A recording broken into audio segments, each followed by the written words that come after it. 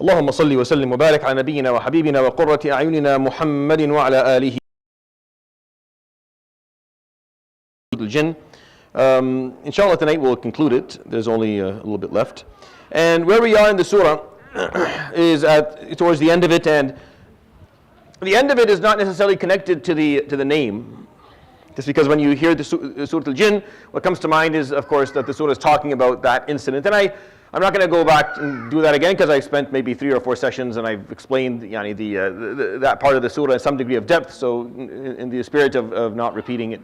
That first part talked about the experience the Prophet ﷺ had with the jinn, or the experience the jinn had with listening to the Prophet ﷺ recite the Quran, and their testimony and their recollection of experiences in their lives up to the moment of accepting Islam or being introduced to Islam. The last piece of Surah Al-Jinn is where Allah subhanahu wa ta'ala gives the Prophet ﷺ 4 separate commands, and he tells, "Qul," say the following, say 1, 2, 3, 4. And each of these serve together as the foundation of da'wah. I mean, what is da'wah going to be based on? What are the foundations of appropriate da'wah? Since that's what the juz' is talking about, from al-mulk to al-mursalat, and since the 2 surahs that we recited over the last couple of months, Nuh and Al-Jinn, were examples of people performing da'wah, different ways to different groups with different responses, right? Nuh at the beginning of time, Muhammad alayhi salam at the end of time. Nuh alayhi salam for a very, very long time. Very long time. The Prophet alayhi salam for a very short time, at least in this story. Nuh did it consciously in multiple different methods. He spoke publicly and secretly and to groups and to individuals. The Prophet alayhi salam didn't even know he was talking to them. The Prophet alayhi salam didn't even know that he was talking to these people to begin with. He had no idea that da'wah was actually happening at the time. Nuh alayhi salam ended up with a very small number of people who responded to him. The Prophet ﷺ ended up with a whole nation of creatures. Another thaqal, a whole other weight of creations, the jinn responding to him. So you can find that the paradoxes in the 2 stories are very clearly very different methods, very different ways, different audience, and different outcomes altogether. And the reason that we have that is that Allah subhanahu wa ta'ala is making it very clear to us that when it comes to da'wah specifically, your job is to perform it to the best of your ability. Nuh alayhi salam's da'wah, a lot of it was verbal. The Prophet alayhi salam's da'wah was actually more character than it was verbal. Meaning, it's the jinn seeing the Prophet alayhi salam perform qiyam al-layl during the worst night of his life. It was them observing him alayhi salam live versus Nuh alayhi salam speaking to them. So everything is different in these 2 examples of da'wah that we have in these 2 surahs. And they're there to remind us that we can only do our best. We can only do our best. What the outcomes are is something that we will never be able to control, and we're not expected to control. And we can't dictate either. And if the Prophets ﷺ, Nuh and Muhammad ﷺ, were going to run into this type of trouble, run into these difficulties, then who's to say what we're going to end up with in our lives if we're going to perform da'wah? And we should, obviously, as Muslims. This takes away from you a certain burden. The burden that it takes away from you is worrying about achieving the outcome, achieving the goal. Even though this is the series of khutbahs that I'm giving, but it takes away from you the worry of it. It doesn't take away the goal of it. The outcome that is to be achieved is people being guided. That is still the outcome you're trying to achieve. You're not supposed to not try to achieve that outcome. You can't plan things out in a way where you don't achieve the outcome. You can't analyze your attempt without knowing what the outcome is supposed to be to begin with. That's insane. We still know what the outcome is. The outcome is people accepting Islam. That is not only the outcome of the Prophet ﷺ in the context of this juz' that we're reciting. This is the outcome for Muslims in general. This is how we define victory, really. As Muslims, we don't have victory or success for Muslims is not defined militarily. It's not defined in a way of conquer or of rule. Success and victory for Muslims is defined through وَرَأَيْتَ النَّاسَ يَدْخُلُونَ فِي دِينِ اللَّهِ أَفْوَاجًا. That's what Nasr says. You see people entering into the deen of Allah subhanahu wa ta'ala in large groups. That's victory, that we were able to get people to know God That people now know Allah subhanahu wa ta'ala appropriately, the way He wants to be known, Jalla Jalaluhu, and they have that connection now. That's the goal of it. But what the surah takes away, or these surahs take away from you, is the worry about that outcome. Meaning if you don't achieve it, it's not a problem. As long as you were aiming for it, you were holding yourself accountable to it, and every analysis that you did of your effort was based on achieving it. That is what we're trying to explain here. This, I have figured out recently, is not the case. Meaning it's not mistakenly, but when I say, and a lot of other shuyukh say the same thing, that you are not responsible for the outcomes, this does not get understood appropriately. I'm figuring this out. I recently spent more time trying to figure out how do people understand what the common phrases that shuyukh and ulama give. These phrases that are clear to them. To me, it's very clear what I'm trying to say. I'm saying you're not supposed to worry about that piece in an exaggerated manner, as long as you're doing your best, and doing your best is where you have to put the lines and defining what that looks like. إِنَّكَ لَا تَهْدِي مَنْ أَحْبَبْتَ. You don't grant hidayah to the one that you want to grant hidayah to. It's not, you can't do that. وَلَكِنَّ اللَّهَ يَهْدِي مَنْ يَشَاءُ. It's Allah subhanahu wa ta'ala who grants hidayah to whomever He wants, or to whomever wants to be guided. Either explanations are totally fine. The Prophet ﷺ wanted people that didn't accept. There are people, many people in his life, ﷺ, that he wished that he could have granted hidayah, and they didn't. Some of them he stood on the sidelines during his life. Some of them supported him. Some of them fought him. And all of them were people whom he spent long hours trying to get to accept Islam, because he wanted them to get. So these verses were there to remind him. These surahs it's okay. Sometimes it doesn't work out that way. What I find when I say these things, what's heard, is that, okay, it doesn't matter then. I just do my token effort and walk away. Hey, Islam is good. You're in? No? Khalas, I did it. No. No. This is, what do you mean? How is that acceptable? This effort that you just put forward, was this effort, did you exhaust every resource? Did you plan it out appropriately? Do you think about what would work for this individual, what wouldn't? Do you understand their cultural and theological background? Are you presenting something that they can relate to? If none of those things are, but doesn't seem to be incorporated into those who listen to this phrase and hold on to this phrase that we are not responsible for the outcomes. We're just responsible for the effort. Yes, but listen to me carefully. You are fully responsible for the effort. You are fully responsible for the full effort.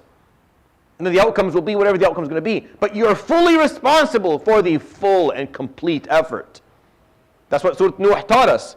Nuh had to explain to Allah subhanahu wa ta'ala. That's the whole point of Surat Nuh. And I've held on to this piece. You have to understand how hard it is to hold on to a piece of information and wait until it's the right moment to tell it.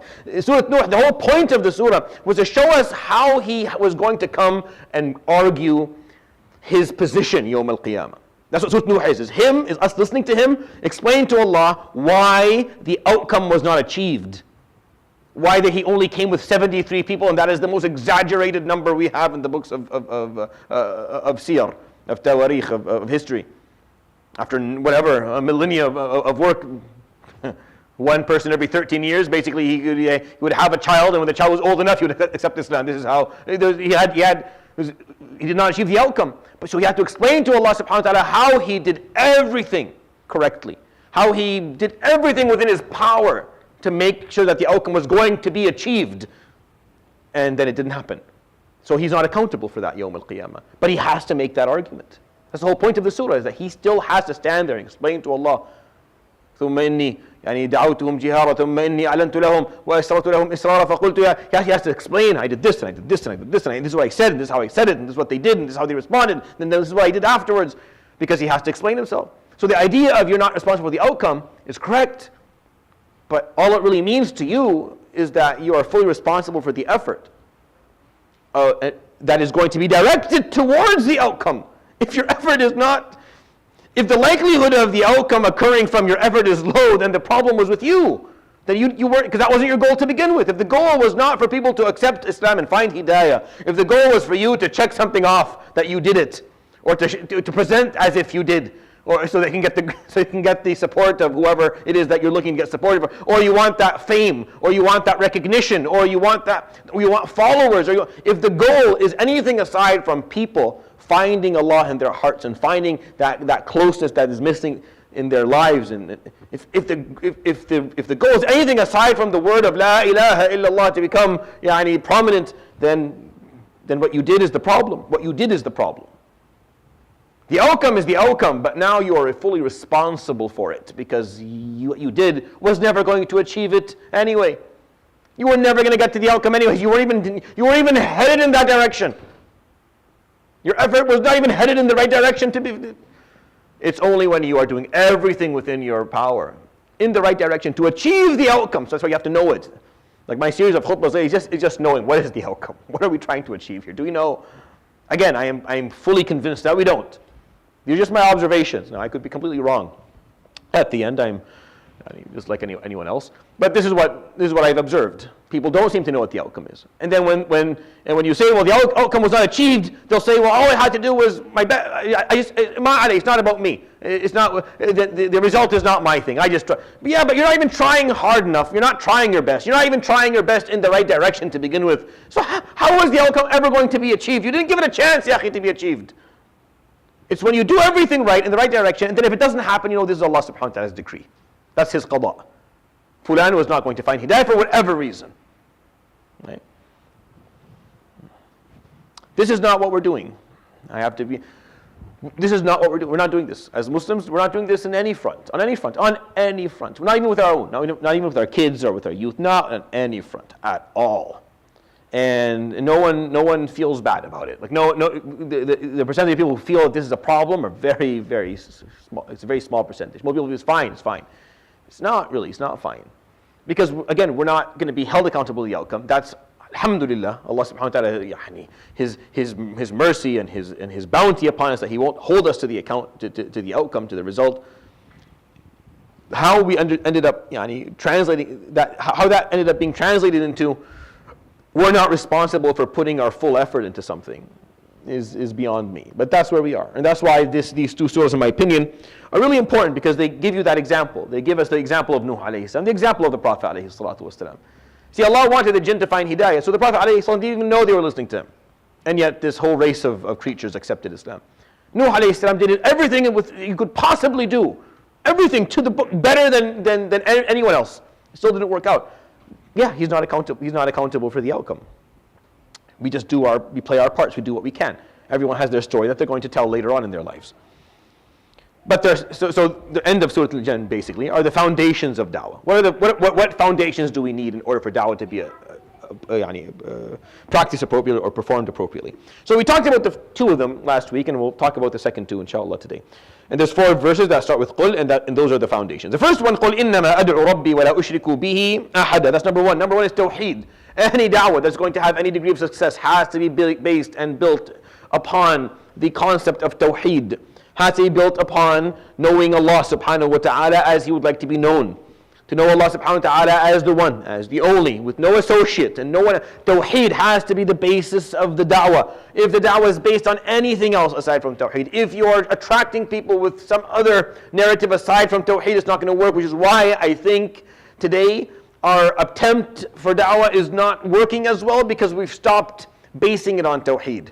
We're basing it on other arguments that are good arguments of how Islam is helpful for the human race, of how Islam is helpful to the human individual, how Islam's rules are in keeping with a good and healthy lifestyle and all that. That's not the basis of our da'wah. These are results. Yes, that's what happens when you accept Islam. Things will fall in place for you if you follow appropriately and you commit yourself to the buy-in that Islam carries within it. But that's not the basis of the da'wah. The basis of the da'wah is La ilaha illallah, is tawheed. The understanding that there is there's a supreme power that has laid down the rules.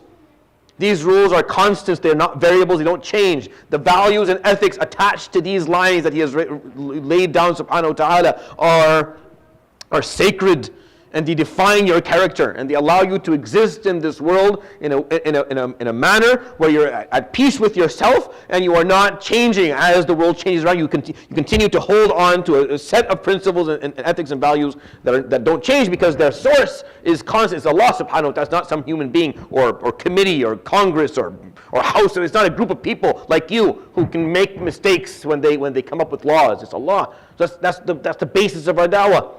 We have to go back to this. When you perform that, you have to remind, and then you also have to understand that that's the basis of your deen. Your deen is based on tawheed. That's number one. And I can go on this topic for a long time, but we'll leave it. It'll be talked about again, inshallah, in the future surahs. The second one, قُلْ إِنِّي لَا أَمْلِكُ لَكُمْ ضَرًّا وَلَا رَشَدًا. You have to make it very clear that as you perform, we don't own anything for people. We don't have a special place with God. We have no powers as human beings. If you are close to Allah and you have achieved a certain degree of tawheed and you have a certain degree of knowledge, لا تملك لأحد ضرا ولا رشدا. You don't own it. You can't control anything for them. You don't possess special powers. You don't have healing powers. You don't have a way of fixing people. You can't save people. Yawm al-Qiyamah. None of us can do this. None of it. Aside from making dua for one another, aside from Yawm al-Qiyamah, if Allah subhanahu wa ta'ala grants you the ability to move to Jannah, you ask about someone that you loved. Aside from that, and try to intercede if He grants you the permission of shafa'ah. Aside from that, nothing. Again, this is not just for clergy. It's also for others, because you could easily, if you're good at da'wah, and you make good arguments, and people start listening to you, they will quickly try and put you in a position that is not for you. And you have to be very clear on the fact that that does not exist. In our deen, that does not exist. No one has a seat on the table. There is no table, and there are no seats, and no one's sitting anywhere. And the Prophets ﷺ have to argue their way. This is what isn't that what Surat Nuh is? He has to argue, he has to explain himself. Nuh, you understand who Nuh alayhi salam is? Sometimes I feel people don't understand who Nuh alayhi salam is. Nuh alayhi ulil azm min ar-rusul. When Allah subhanahu wa ta'ala talks about the 5 mighty prophets, أَخَذْنَا مِنَ النَّبِيِّينَ مِيثَاقَهُم وَمِنْكَ, and when we took the heavy covenant from the prophets, and we took it from you, Muhammad alayhi salam, وَمِن نُوحٍ وَإِبْرَاهِيمَ وَمُوسَى وَعِيسَى بْنِ مَرْيَمَ وَأَخَذْنَا مِنْهُمْ مِيثَاقًا غَلِيظًا. We took a very heavy and detailed covenant. So these are the 5 prophets of Allah, the mighty prophets. All of the others, learn from them. All of the others are second to their experiences, to their teachings, to their life stories, to what they left. Nuh alayhi salam, not only is he one of the great messengers of Allah, but he's the first of the 5. He's the earliest. All of us belong to him alayhi salam. Right? This is one of the mighty prophets of Allah subhanahu wa ta'ala. And he has to come Yawm al-Qiyamah and explain why it is that this is the outcome. And yet, many of my brothers and sisters here feel that they're good. They feel they're fine. No, we're good. Khalas, the outcome is not on me. I did my, really, you're ready. You feel confident in explaining that your efforts were good and it'd be no problem for you Yawm al-Qiyamah. Ajib. Wallah, it's very, isn't that, if you don't believe Nuh alayhi salam, the Quran is very clear, but look at the Prophet alayhi salatu wasalam, right? Every year, at the time of Hajj, I share with you his final sermon. We go through the final sermon, what piece by piece. And what's at the end? Every single year, I point this out. At the end, what does he say, alayhi salatu wasalam? After he grants us, after he delivers this everlasting sermon of wisdom and knowledge and a plan for us to conquer ourselves and conquer our difficulties, he would say, alayhi salatu wasalam, وَإِنَّكُمْ سَتُسْأَلُونَ عَنِّي يَوْمَ الْقِيَامَةِ. And you're going to be asked about me, يَوْمَ الْقِيَامَةِ. فَمَا أَنْتُمْ قَائِلُونَ. So what are you going to say? And people were confused for a few minutes because they didn't know. What do you mean? We're going to be asked about you? Isn't it the other way around? Aren't you the one who's going to have to testify whether we were worth our salt or what? No, you're going to be asked about me. So what are you going? نقول بلغت الأمانة وأديت الرسالة ونصحت الأمة وكشفت الغمة وجاهدت في الله حق الجهاد. They start saying the words that testify to his dedication and resilience and relentlessness alayhi salatu wasalam, and ongoing striving for the sake of Allah. And he would stand there with tears raining down his face alayhi salatu wasalam at the end of his khutbah with his hand towards the sky, say, Allahumma fashhadu, Allah be my witness. See? They're all saying that I did my best. Because he has to go argue his way through as well, alayhi salatu wasalam. If Muhammad alayhi salatu wasalam feels that way, that he has to explain himself, he has to explain his efforts and what he did, whether he did his job or not, then I don't understand how his followers feel so confident about not. Like, he felt that way, and he achieved the outcome. He achieved the outcome, and he still felt that he was going to be accountable for it. How is it that we haven't even We don't even know where the outcome is, and we feel very confident that we're fine. We're fine. We don't even know what we're trying to get. It's not that we haven't achieved the outcome. We haven't even defined the outcome. We haven't even agreed to what the results should be for ourselves and for the world that we live in. We haven't even talked about it. We haven't even discussed as Muslims in depth, global warming and environmental changes and how that plays into our deen and the way that we live our lives as Muslims. We haven't talked about that yet. Wallahi, we haven't. As Muslims have not had these in-depth conversations yet on a scholarly level, on an academic level, on a communal level, so that we incorporate that into our practices, because we should have, if we understand the outcomes, and that should be a part of it. And yet we feel so confident that we're doing our best. We'll be fine. May Allah protect us, wallahi. So number one, it has to be based on tawheed. Number two, we own nothing. We have no special powers, and we have no abilities. We can't forgive your sin. We can't fix your life. We can't grant you any promises Yawm al-Qiyamah. And you don't need, we are equal. We're equal in every way. We just have this knowledge that has guidance within it, and we're offering it to you. We're gifting it. As it was gifted to us, we're gifting it to you. Number two. Number three, we'll start, inshallah, recite ayah number 22. I'll recite ayah number 22, 23 and 24, because they come, this third foundation, or this third command of what to make the foundation of da'wah comes in three verses. So we'll recite them together and then we'll talk about them, inshallah. أعوذ بالله من الشيطان الرجيم. بسم الله الرحمن الرحيم. قل إني لن يجيرني من الله أحد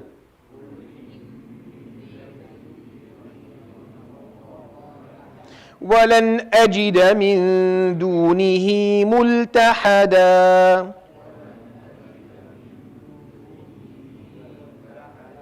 إلا بلاغا من الله ورسالاته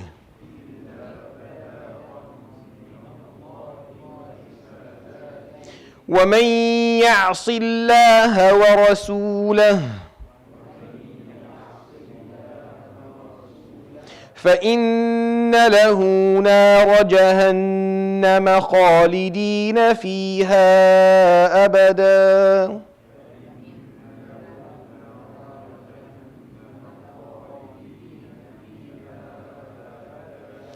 حتى إذا رأوا ما يوعدون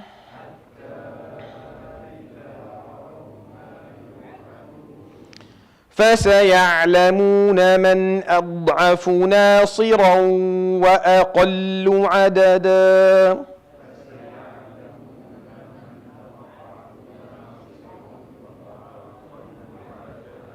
Number three, I do this because this is my obligation to do it. I'm doing it for me. I'm not doing it just for you. This is really important. Well, I sit here and I talk to you about the Quran, not for you. No offense to you. You're lovely. But I'm not doing it for you. I'm doing it for me. This is how I protect myself. This is how I argue my way through whatever is awaiting us. And when you attend, you don't attend for me.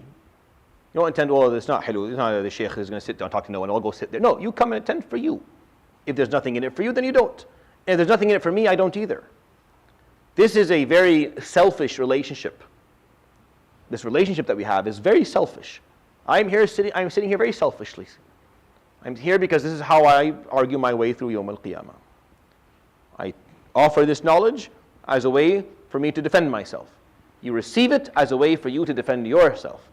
I took it from Allah subhanahu wa ta'ala, Allah subhanahu wa ta'ala granted it to me through people. They gave it for free, and I will do the same. I give it not for you, but for Allah. And you take it not for you, but from Allah subhanahu wa ta'ala. This relationship is very important. Because if it's not there, it'll turn into something different.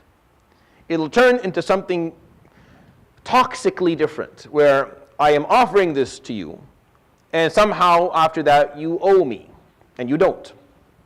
Or I offer it, I am expecting something in return from you. So the relationship becomes a little bit more weighted. It's more tiring now. Because when you take hidayah, when you take guidance, you shouldn't have that weight attached to it. Out of everything in life that comes with strings attached, the one thing that shouldn't is guidance. because it is the most important, it's the most important commodity that exists. It is the essential one. You can survive with everything else. On the Day of Judgment, you can't survive without guidance. So Allah subhanahu wa ta'ala, the way that it was designed is that you'll receive other things with strings attached. Your food and drink as a child comes with strings attached. You owe your parents to the day you die. You have to show bir al-walidain until the day that you die. Not they die, the day you die. You have to make sure that everything is set up, that you perform bir even when they're gone. You have to keep on doing bir. Why? Because that food and those diapers and that time was not for free. It came with strings attached. Everything does. Hidayah shouldn't. The concept of hidayah is, that's why the Quran, time and time again, we hear the Prophet say, وَمَا أَسْأَلُكُمْ عَلَيْهِ مِنْ أَجْرٍ إِنْ أَجْرِيَ إِلَّا عَلَى رَبِّ الْعَالَمِينَ. 4 or 5 times. Sometimes you read these cliche beginnings of every story, and the prophets all say the same thing, and the Huffaz love them because they're easy to memorize. But why are they there? It's to explain that every prophet said the same thing. They were told to say the same stuff. And one of the things they had to say is that we ask you for nothing in return. You owe us nothing. Whatever we get from Allah. وَيَا قَوْمِ لَا أَسْأَلُكُمْ عَلَيْهِ مَالًا وَيَا قَوْمِ لَا أَسْأَلُكُمْ عَلَيْهِ أَجْرًا. I don't ask you any reward or any wealth. And then the Quran asks the prophets, أَمْ تَسْأَلُهُمْ أَجْرًا فَهُمْ مِنْ مَغْرَمٍ مُثْقَلُونَ. Or are you asking them for money for this da'wah? So they are now weighted down with the debt of needing to pay you back for the guidance you're offering. Meaning the Prophet ﷺ is being spoken to in a harsh tone, questioning him, are you asking people for money? And that's why they're not listening? And they feel that now they owe you and they have to pay you and they don't have enough to pay you because they're poor, so they have to, no. Of course the answer is obviously not. No, but why is that in the Quran? Because this is not a strings attached situation. This is something we all do for ourselves. قُلْ إِنِّي لَن يُجِيرَنِي مِنَ اللَّهِ أَحَدٍ. Say indeed, no one is going to be able to protect me from Allah. وَلَنْ أَجِدَ مِن دُونِهِ مُلْتَحَدًا. And I can't find a place for myself away from Him to hide, to protect myself. And multahad is a place to put a barrier between you and someone else. That's why the grave is called the lahd, because there's now a barrier between you and the deceased, the turab, right? So that's where the word comes from. Multahad is a barrier between me and God, someone to protect me from Him. No one. إِلَّا بَلَاغًا مِّنَ اللَّهِ وَرِسَالَتِهِ. Except my effort at performing balagh. Balagh is da'wah basically. Balagh, وَمَا عَلَى الرَّسُولِ إِلَّا الْبَلَاغُ الْمُبِينَ. Right? Al-balagh is conveying the message. إِلَّا بَلَاغًا مِّنَ اللَّهِ وَرِسَالَاتِهِ. The only thing that can protect me, يُجِيرَنِي مِنَ اللَّهِ. The only thing that can protect me from Allah. The only thing that will be a multahad, that will be a barrier between me and Allah's punishment is balagh. مِنَ اللَّهِ وَرِسَالَاتِهِ. From Allah and His messages. Is for me to convey. Is for me to be able to convey this message of Allah subhanahu wa ta'ala to others. That's it. وَمَنْ يَعْصِ اللَّهَ وَرَسُولَهُ فَإِنَّ لَهُ نَارَ جَهَنَّمَ خَالِدِينَ فِيهَا أَبَدًا. And the one who disobeys Allah subhanahu wa ta'ala and His Prophet is the one who will find Jahannam, وَالْعِيَاذُ بِاللَّهِ. Forever they will stay there. حَتَّى إِذَا رَأَوْا مَا يُوعَدُونَ. Until the day comes where they see that which they were promised before. فَسَيَعْلَمُونَ. They will know. مَنْ أَضَّعَفُ نَاصِرًا وَأَقَلُّ عَدَدًا. They will know who it is that has the weaker supporter and the smaller or fewer numbers. You see, when the Prophet ﷺ is being told to say this, tell them that the basis of our da'wah is tawheed. We're offering you a simple, pure, and easy way to understand the world that is in synchrony with everything around you, that will grant you a degree of consistency within your ethics and values that will bring you much peace. Say to them that we have no special powers, no one has a seat, and there's no one that you have to go and seek the satisfaction of. Everyone is just like you. This is not, there is no, the traditional understanding of clergy does not exist. You don't rank yourself up in a way where now you have special powers or special access. Number 2, what we do when we offer this message, we do it for ourselves. This is how we protect ourselves from Allah subhanahu wa ta'ala's punishment yawm al-qiyamah. You receiving it, you're doing the same thing. I am not doing you a favor, ya akhuy, and you're not doing me one either. This is very important. It sounds like it's a hostile relationship. It's not hostile. It's actually the opposite of hostility. It's extremely beautiful because it's once we know what our huquq are. See, here's the beauty of things. When you know what you are owed and what you owe, it makes life much easier to live. And then you can start adding more, and you know that this is extra, and if someone gives extra, now it's based on love. Now love starts to grow because I know what you have to do for me. If you do a little bit more, I'm like, barakallah. You haven't go that far. And the same thing goes the other way. So this relationship is very clear. You owe me nothing, and I owe you nothing either. My job is to convey this message appropriately, to make sure that I look at your life, I figure out what's relevant, and what's important or significant, and I explain it, and I offer it to you, and I make sure that it's available, and I make sure that it's free. That's my job. Your job is to receive, and accept, and learn, and take, and spread. That's to do that piece. I owe you nothing. Yeah, you owe me nothing when you take it from me, and I owe you nothing when it comes for you to ask. You ask for it. This is the time that I'm offering. You come. I don't have to show up whenever you need me. Yeah, I don't show. If I do, then Jazani Allah khair. And if you do more, if you put in more effort in fixing things up and bringing other, then Jazakallah khair. But the relationship is very clear. I convey, you receive. This allows for when you do more, when you go out of your way to make things better, for it to be a relationship of love. It's a good relationship. It's based on something, it's based on kindness. It's based on empathy. It's based on wanting to go a bit further for someone else to help them out. Right? But I don't lie to you and act like I'm doing this all for you. No. I'm taking care of me. You take care of you. And we'll meet at the end. We'll meet at the end of the road. Things will work out. We all have to understand that we're doing this to take care of one another. Anything that you do, you owe just like I owe. And I owe the community, you owe the community equally to me. You owe the community as well. You don't owe me, you owe the community. I owe Allah subhanahu wa ta'ala, and you owe Allah to take care of this community, to do your part. Whatever that part is. This is my part. This is what I know how to do. What do you know how to do? That's it. That's all that you have to ask and figure out. And then when you do that, and we do that without waiting to be asked, without being approached and probed, just because I owe. I'm offering and I'm receiving. Da'wah has to have that purity to it. We're very clear of what this is. This is the gift of Allah subhanahu wa ta'ala. He gave it to His prophets gave it to us, and I will give it to you, and you will give it to others, and there are no strings attached. And you don't suddenly owe anybody anything for it. You still obviously owe the community, but you don't owe for it. And that's important. That's why this ayah here is very, this foundation of da'wah, I know that it addresses someone like me who's doing it, but it addresses you equally.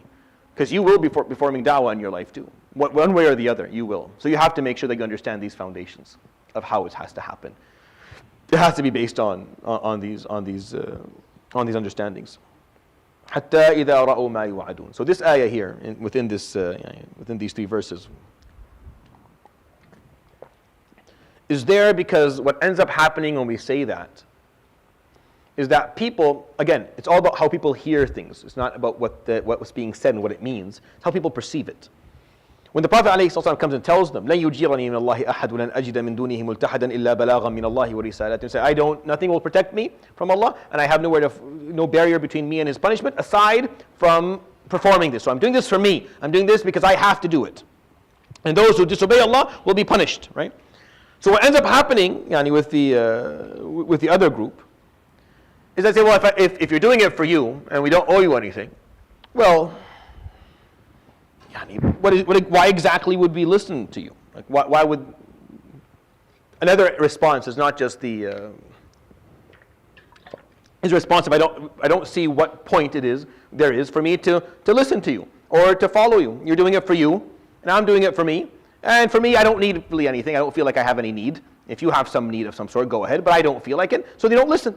So Allah subhanahu wa ta'ala throws this in as a reminder that if you're not listening just because right now you feel powerful, you feel supported, you feel like you have, the illusion of stability, the illusion of power and status, it's very intoxicating, and it can be very problematic for people when they feel like they don't need.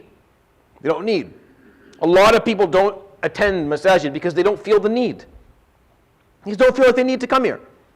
So they don't show up.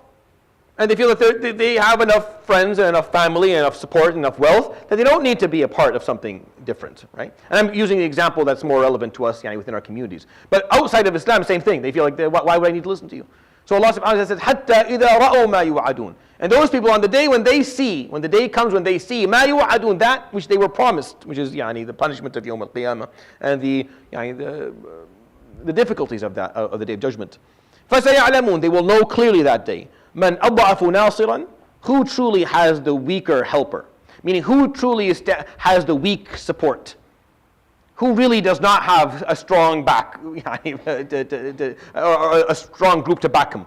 Is it the person who's offering it, who's asking, or is it you, the person who felt all strong in status and wealth and man adhafu nas? They'll find out who's actually weaker. وَأَقَلُّ عَدَدًا, who has smaller numbers.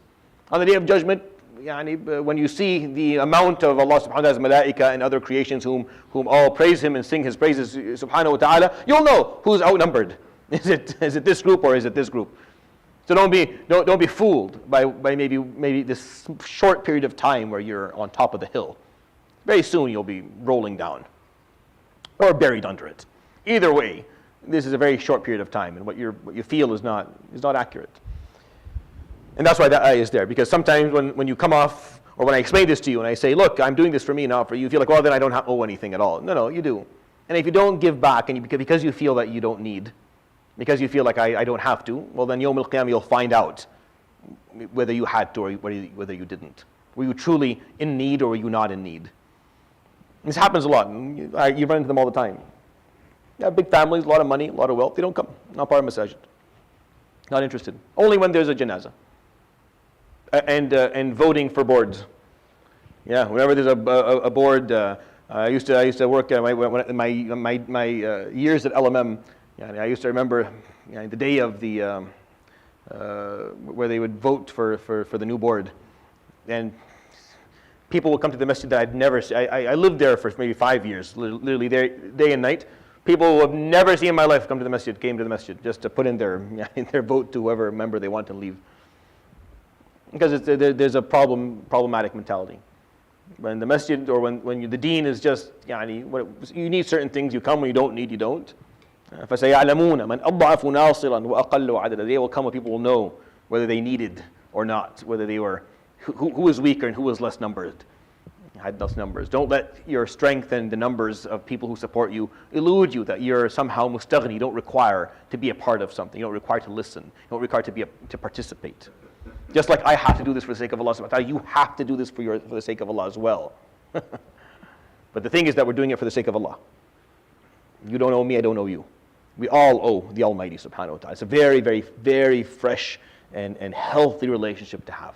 Because if I end up doing something for you, for me it's all khair and fadl. It's all extra. It's all something that's being done. No, you didn't have to. Whenever there's expectations, it becomes different, right? When there's expectations. That's why marriage, by the way, like marriages that are ruined are marriages that have within them unhealthy expectations from one of the spouses or both of the spouses.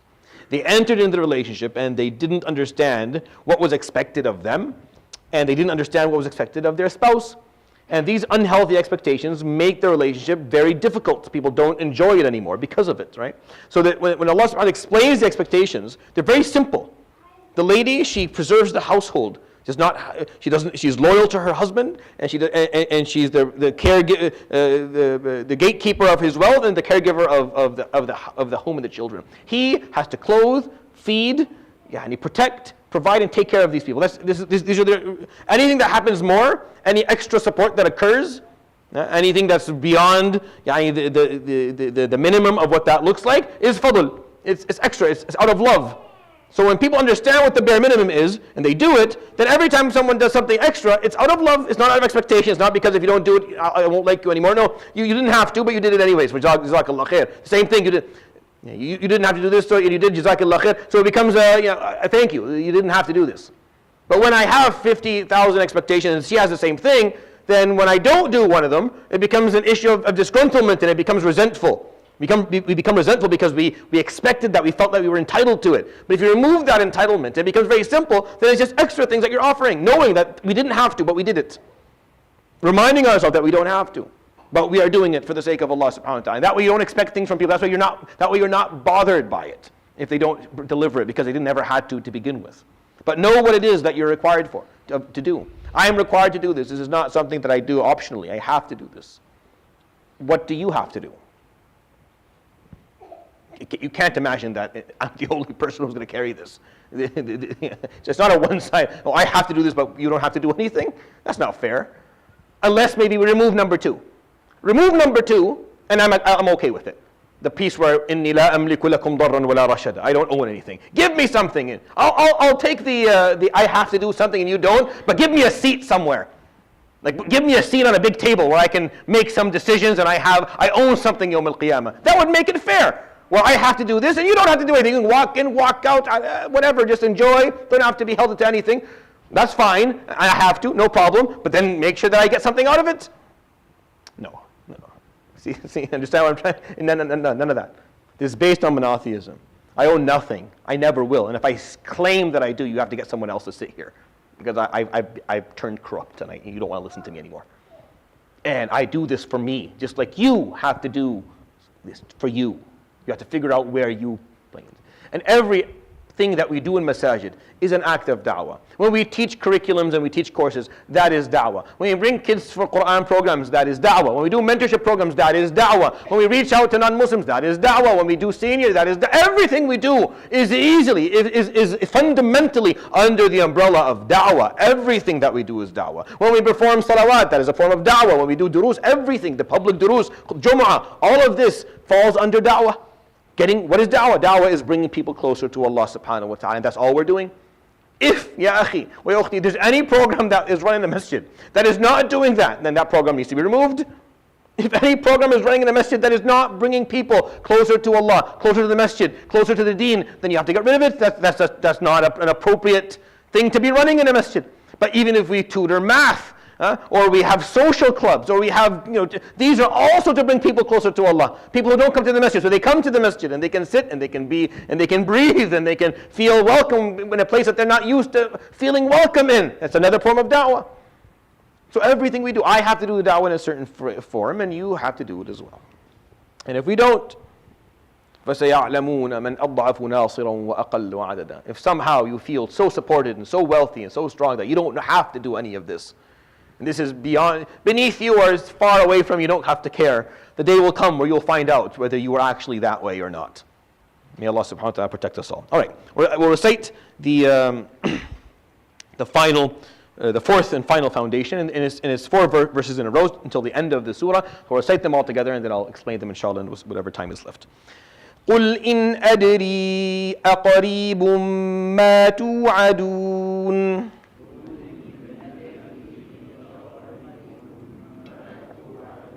أَمْ يَجْعَلُ لَهُ رَبِّي أَمَدًا عَالِمُ الْغَيْبِ فَلَا يُظْهِرُ عَلَى غَيْبِهِ أَحَدًا إِلَّا مَنِ ارْتَضَى مِنْ رَسُولٍ. So this word is a little bit tricky. So the ra here is mufakham, even though before it is a kasra. So it's not illa manir, it's illa manir, right? And there's an explanation for why that's the case. This is called the kasra on the noon here is a non authentic kasra. Like it's not an asli, it's not an original kasra. The word men has a sukoon on it. Is granted a kasra here because there's another letter that has sukoon on it, and 2 sukoons in a row in Arabic don't come together, so you have to give a kasra to the first one. So this is not a real kasra, and because it's not a real one, then the ra will maintain its superior form where it's heavy. So it's not illa manir, it's illa manir, and then you have to get the ta correctly. It's not illa manir ta, it's illa manir ta, illa manir tada. taba. And this is hard because the tongue doesn't like going from heavy to light to heavy. The tongue likes either all lights or all heavies, and it's made itself very clear over the years. That's all it cares for. So tajweed, 85% of it is just learning how to go from a heavy letter to a light letter, like from mufakham to muraqqaq, in some degree of grace, like gracefully. So illa manir taba, illa manir taba. So that's how it sounds. So just kind of try to work on that when you're reading it. فإنه يسلك من بين يديه ومن خلفه رصدا.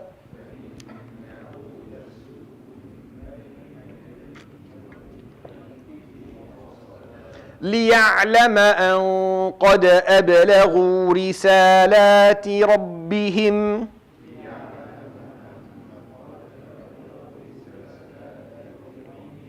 وأحاط بما لديهم وأحصى كل شيء عددا. The fourth and final foundation of da'wah. قُلْ إِنْ أَدْرِي. In here means la, I don't. Right? And again, it's just a usage of in Arabic that is all throughout the Quran. قُلْ إِنْ أَدْرِي. Say, I do not know. قَرِيبٌ مَا تُوعَدُونَ أَمْ يَجْعَلُ لَهُ رَبِّي أَمَدًا. Near is it that which you are promised, meaning Yawm al-Qiyamah. Whether it's near. أَمْ يَجْعَلُ لَهُ رَبِّي أَمَدًا. Or Allah subhanahu or my Lord is going to grant it a longer amount of time, or spread it out in terms of time. Amad is time, that endless time. So يَجْعَلُ لَهُ رَبِّي أَمَدًا, He sends it in a direction of open time where we don't know where it ends. Number 4, so number 1, the basis is monotheism, nothing else. We base it on tawheed. I'm here to tell you about Allah subhanahu wa ta'ala, the one, the only. He's the only one that matters, He's the only one you need to know about, the only one that you ever listen to. Don't listen to anyone else.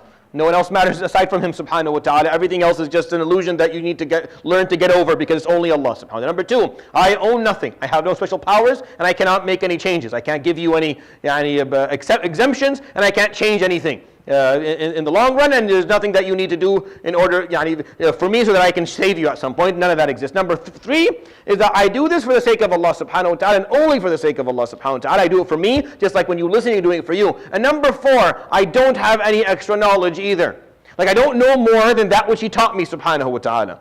Only that which, only the knowledge that He granted us. I don't have any extra knowledge. I don't know anything that I am not telling you. I don't have knowledge that I have to hold back from you, that you don't have access to, right? قُلْ إِنْ أَدْرِي. I don't know. Yawm al-Qiyamah, which is I don't know. I have no idea. Whether it's now, near, whether it's going to be given time, I have no idea. No one knows this. عَالِمُ الْغَيْبِ, the knower of the unseen. The omniscient, subhanahu wa ta'ala, alim, who knows the unseen, عَالِمُ الْغَيْبِ فَلَا يُظْهِرُ عَلَى غَيْبِهِ أَحَدًا. And this is referring also at the end of the surah to the jinn, who does not show his ghaib to anyone. فَلَا يُظْهِرُ عَلَى غَيْبِهِ. He does not allow, يُظْهِرُ عَلَى meaning is to grant access to see something. It's like there's a barrier and I'm going to grant you access to see. يُظْهِرُ عَلَى فَلَا يُظْهِرُ عَلَى. He does not grant access to see his ghaib, the unseen, the knowledge of the unseen and the reality of the unseen, the aspects of our existence and the existence of things that we don't know of, that we don't know about. أحد, no one is granted. إِلَّا, except مَنِ ارْتَضَى مِنْ رَسُولٍ. Whatever messenger he chooses. فَإِنَّهُ يَسْلُكُ مِنْ بَيْنِ يَدَيْهِ وَمِنْ خَلْفِهِ رَصَدًا. And when he does, then there will be a rasad. Rasad is a form of protection. مِنْ بَيْنِ يَدَيْهِ وَمِنْ خَلْفِهِ. In front of him and behind him will be protection, so that this knowledge does not leave him. This knowledge is stuck only with him. He's not allowed to go around and give this knowledge out. He's talking about his messengers, subhanahu wa ta'ala. So the messengers of Allah, alayhi salatu wasalam, some of them were granted certain knowledge of certain things. As the Prophet alayhi salatu wasalam, he knew certain things. Every once in a while he say, the day will come where this will happen. Or he was, why? Because Jibreel would bring him the information. And this information he was granted, alayhi salatu wasalam, he was not allowed to go around. يَسْلُكُ مِنْ بَيْنِ يَدَيْهِ وَمِنْ خَلْفِهِ رَصَدًا. Rasad, he was protected from in front of him and behind him for this knowledge not to be stolen by a jinn or something. Or this knowledge to be found out by someone else. Or for it to leak out of him, it was his. The fourth piece is that knowledge is also not something that is... you see, I always found these verses, they are anti-cult building. You want to make sure there is no cults built in the world, built in this world, and you listen to these 4 verses. This is what da'wah has to base. Number 1 is for the sake of Allah and only Allah. That's it. No one else matters. I don't matter in this story at all. I am completely irrelevant and insignificant in the bigger scheme of things. There's no value really to me, aside from the information that I'm conveying for the time that I'm here. The story is about Allah subhanahu wa ta'ala. So that's number 1, you remove yourself. Number 2, you make it very clear that as someone who's preaching and speaking and teaching and performing da'wah, you own nothing. You have no special power or special seats. Number 3, that you do this for yourself. You're doing it because you need to do it, not as a favor. It's not like, you are all lost, I have to help you. No. I am lost, and I have to help myself. That's why I do this. If you feel the same way, then you do whatever you need to do. It's up to you. You have to take care of your story, just like I have to take care of mine. Right? And number 4, I don't have any special information that was granted to me. I don't sit and receive wahi. Jibreel stopped coming, and I sleep like a log. I don't see any dreams. And what dreams I do see, and if you do see, see the awliya of Allah subhanahu wa ta'ala, they may see things. They may be granted certain information. The true awliya would never share that.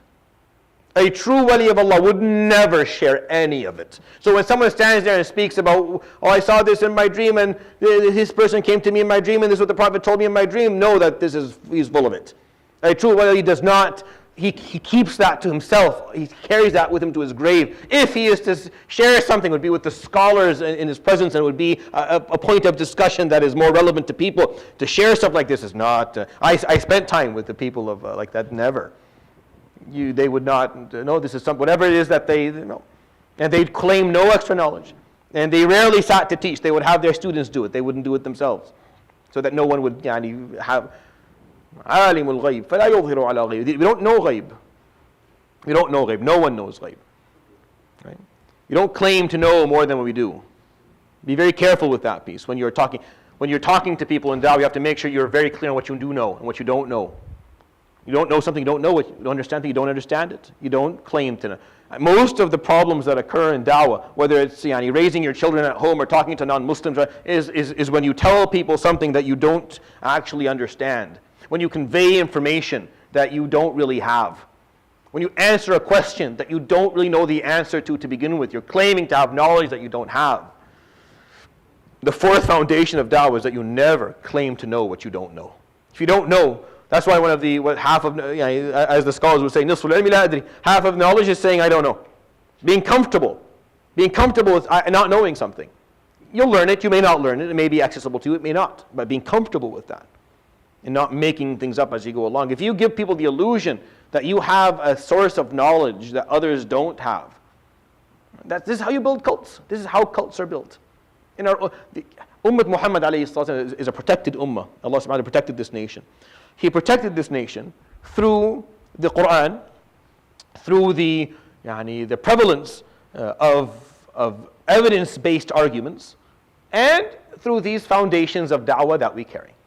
Those who break these foundations will injure the process of spreading the da'wah and doing good work within community and within humanity. They injure it.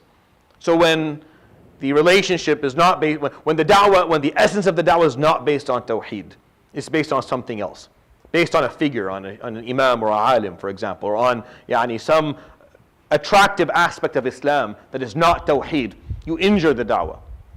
When people are alluded to believe that certain individuals or an individual has powers that others don't, or has a say in things that others don't, or is beyond evidence, or is beyond scripture somehow, then you injure the da'wah. When the person who's performing the da'wah acts as if he's doing this or she's doing this for others, not for themselves. And when the people receiving the da'wah receive the da'wah with strings attached to it, it injures the da'wah. When they feel that there's strings attached, they owe someone something now. Guidance is not, there's no strings attached to guidance. Guidance comes for free.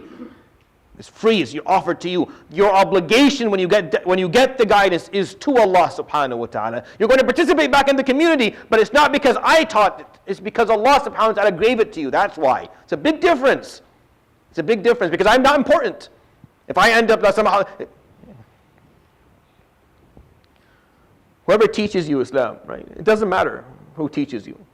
Whether they say committed or they don't, may Allah subhanahu wa ta'ala forgive us, and grant us commitment, inshallah, and long. But it doesn't matter. Your deen is not based on some other person being a good Muslim. Your deen is based on the fact that Allah subhanahu wa ta'ala granted you guidance. So whether the whole world are great Muslims or the whole world stops being Muslim, doesn't make a difference to you. Because the reason that you do this is different. And if that's not the case, then you injure the da'wah.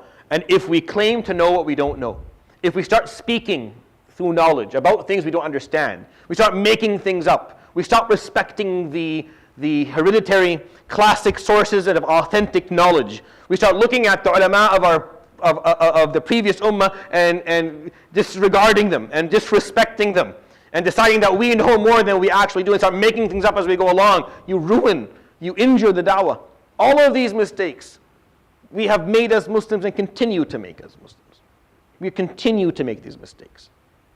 But if we learn not to, if we can go back to these foundations and stick to them, then you can present a communal effort that serves Muslims and non-Muslims in a much more pure and healthy manner.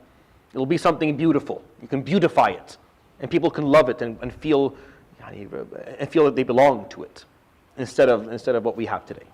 That's why the last ayah here in this surah, لِيَعْلَمَ أَنْ قَدْ أَبْلَغُوا رِسَالَاتِ رَبِّهِمْ وَأَحَاطَ بِمَا لَدَيْهِمْ وَأَحْصَى كُلَّ شَيْءٍ عَدَدًا. And these foundations are there so that Allah subhanahu wa ta'ala may know, He knows subhanahu wa ta'ala, but so He can establish the knowledge of something through you doing it. That's what لِيَعْلَمَ means. So He can establish for you أَنْ قَدْ أَبْلَغُوا رِسَالَاتِ رَبِّهِمْ, that His servants have truly, correctly, appropriately spread the teachings of their Lord. أَبْلَغُوا رِسَالَاتِ رَبِّهِمْ وَأَحَاطَ بِمَا لَدَيْهِمْ, and that He is watching upon them every aspect of how they're doing. He's watching, He's encompassed all of the aspects of their performance on this matter. وَأَحْصَى كُلَّ شَيْءٍ عَدَدًا, and He has enumerated every single step that they have taken. This is how this surah ends, with a heavy reminder for us as Muslims that this is the outcome for us. This is what the prophets were sent to do. This is what we have to do, and we are being held to it. We are being held to doing it in the proper manner, the way Allah subhanahu wa ta'ala wanted it or wants it to be performed. I'll end with that, inshallah ta'ala. We'll start with Surat Al-Muzammil, inshallah ta'ala, in the next session, which is a change of gears within this juz', but it's extremely, extremely enjoyable, and you'll inshallah find it quite helpful.